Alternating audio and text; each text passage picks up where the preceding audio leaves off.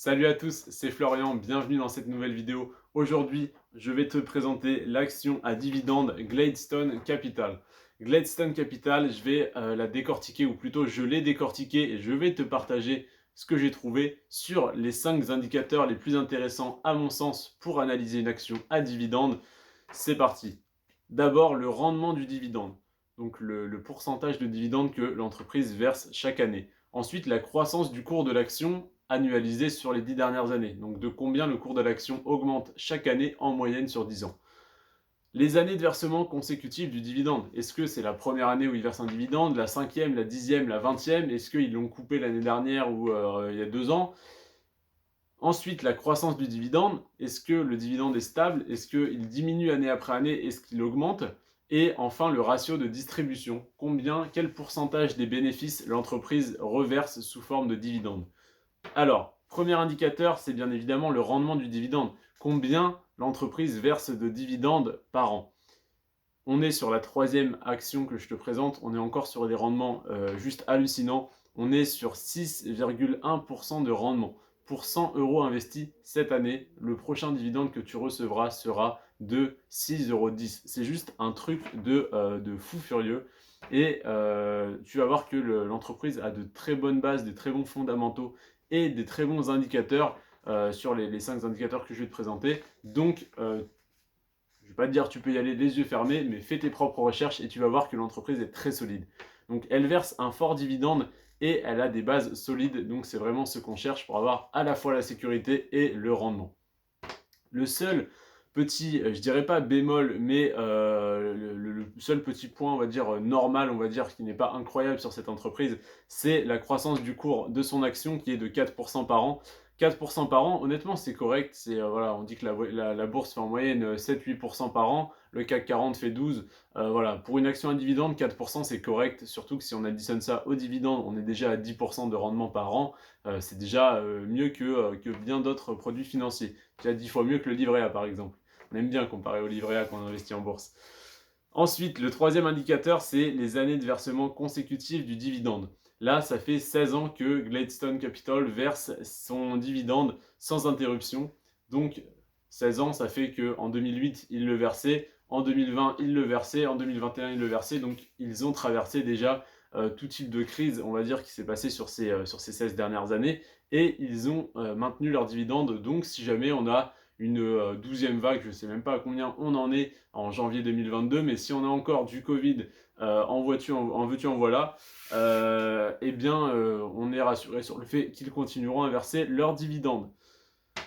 Ensuite, quatrième indicateur, la croissance du dividende. Est-ce que le dividende diminue? Est-ce qu'il est stable? Est-ce qu'il augmente? Est-ce qu'il augmente un petit peu? Est-ce qu'il augmente beaucoup?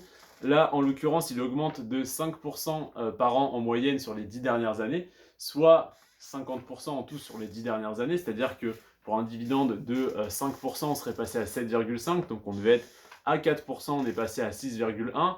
C'est très intéressant, et si ça continue sur cette voie, je te fais pas les calculs, mais avec en plus la croissance du cours de l'action, c'est très très intéressant. Donc, 5% de croissance du dividende par an, c'est très bien. Et le ratio de distribution, sur la dernière entreprise que je t'ai présentée, il était de 150%. Je t'ai dit vraiment fais attention, c'est très élevé, c'est trop élevé, sauf si c'est des réserves de liquidité de l'entreprise sur les années précédentes. Là, on est à 25% de ratio de distribution. Qu'est-ce que ça veut dire? Ça veut dire que l'entreprise reverse 25% de ses bénéfices. Pour 100 euros encaissés, elle reverse 25 euros aux actionnaires. C'est assez faible, mais c'est un bon signe. Là, on ne cherche pas à avoir un très gros chiffre, on cherche à avoir un chiffre entre, on va dire, 10 et 70. En dessous de 10%, ça serait un petit peu une preuve de mauvaise foi de l'entreprise, sauf pour certains secteurs où ils font vraiment de petites marges, et où ils ont énormément de dépenses, du coup. Mais il y a des entreprises d'assurance ou des compagnies bancaires, si elles reversaient 85-90% de leurs bénéfices, ça ne me choquerait pas parce qu'elles n'ont quasiment aucune dépense. Donc là, 25%, c'est parfait, on ne pourrait pas faire mieux, on ne pourrait pas dire ouais, je préférais qu'il y ait 50, non, 25 c'est très bien, et ça laisse, je pense, une belle marge d'augmentation, et ils augmentent actuellement leurs dividendes d'en moyenne 5% par an, donc c'est ce qu'ils font, c'est très bien. Donc pour récapituler, 6,1% de dividendes, donc de rendement sur le dividende, 4% de croissance du cours de l'action par an, 16 ans que le dividende est versé sans interruption, 5% de croissance du dividende par an en moyenne et 25% de ratio de distribution des bénéfices. C'est une très belle action. C'est une action à la fois safe, intéressante sur son dividende et sur la croissance du cours de l'action. Safe parce qu'elle verse son dividende depuis 16 ans. En plus, le dividende augmente. Le ratio de distribution est bon. Tout va bien. Tous les indicateurs sont plus que dans le vert pour cette entreprise. C'est typiquement le genre d'action à dividende que l'on veut avoir dans son portefeuille et que l'on veut garder toute sa vie. Donc, Gladstone Capital, très intéressant, c'est pas pour rien que c'est la 3e de mon classement. Et donc je te propose donc de te renseigner dessus, de faire tes propres recherches sur Boursorama et sur le site rendementbourse.com. Tu trouveras toutes ces infos mises à jour tous les jours, mises à jour évidemment tous les jours. Et donc voilà, je t'invite à faire tes propres recherches parce que je ne suis pas conseiller financier, mais simplement un particulier qui investit à titre personnel et qui te partage son expérience. Fais-en de même d'ailleurs si jamais tu investis en bourse. Est-ce que tu pourrais me donner dans les commentaires quelques actions que tu voudrais que j'analyse? Alors vérifie bien qu'elles ne soient pas dans la playlist, sinon c'est dommage, tu vas perdre ton temps à les écrire alors que je les ai déjà analysées.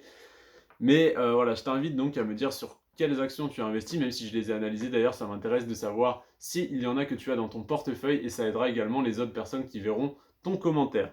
Je te remercie. Si tu peux t'abonner, lâcher un petit like, je ne pense jamais à le dire, mais fais-le s'il te plaît, ça me fera plaisir, ça m'encourage à continuer et à un jour avoir la monétisation.